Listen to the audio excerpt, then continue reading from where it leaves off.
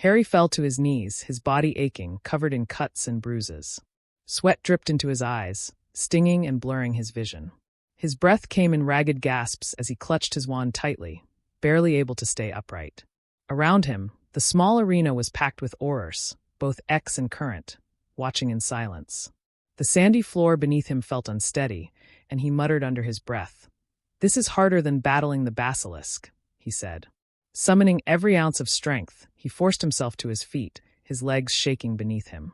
As his vision cleared, he took in the daunting landscape, a battlefield of massive stone boulders scattered across the sand, concealing unseen threats. With a deep breath and a sense of growing dread, Harry braced himself for what was to come. Suddenly, the sand began to vibrate violently, growing scalding hot beneath Harry's feet. His boots started to smoke, the heat searing through the soles. He had seconds to act, or he'd be burned alive. Without hesitation, he slashed his wand in a precise 90-degree pattern, twisting his wrist with practiced skill. Invisible wooden planks materialized beneath him, offering a safe surface to stand on. He quickly cast a levitation charm, keeping himself elevated just above the burning sand, and layered it with a translucency spell, ensuring he could still see the arena below, just in case of a sudden ground attack. As he rose, he glanced toward the stands.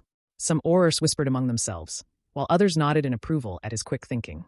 From across the Ministry campus, Kingsley Shacklebolt, the Minister of Magic, personally walked from the West Building to the East Training Grounds, drawn by the buzz surrounding Harry's performance. Rumors had been swirling for weeks. How would the boy who lived fare in the Auror Trials? Now, with the entire department watching, Harry was proving that he wasn't just a war hero. He was ready to become something even greater. Harry looked up across the arena and saw the orb shimmering on the other side. That was his target. If he could grab it, the trial would be over. He took a breath, imagining it was just a giant golden snitch, then shook his head.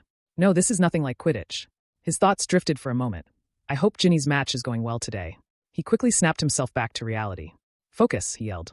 With a surge of determination, he took off sprinting down the left side, moving the invisible wooden planks 2 ahead at a time to match his speed. From across the arena, 2 jets of red light shot toward him. He blocked them wordlessly, barely slowing down. Then the ground shifted. Boulders began to tremble, twisting and morphing into massive stone dragons, their glowing eyes locking onto him. They charged. Harry aimed a few reducto curses, but the spells glanced off uselessly. The dragons were getting closer.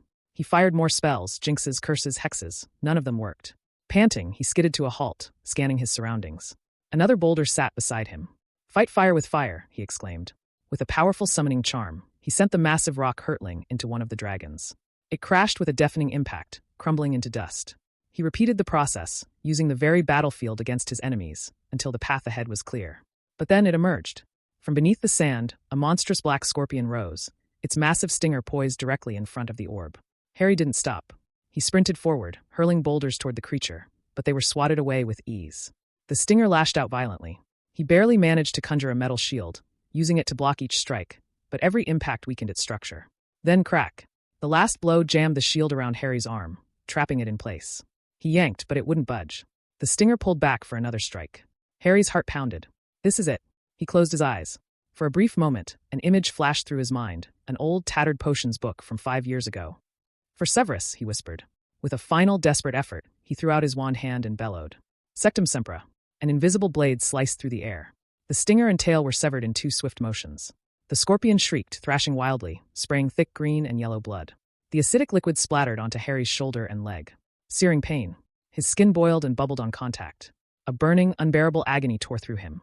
He screamed, falling forward, every fiber of his body protesting the pain. The orb was just inches away. With one final, desperate lunge, his fingers brushed the surface. And suddenly, everything went still.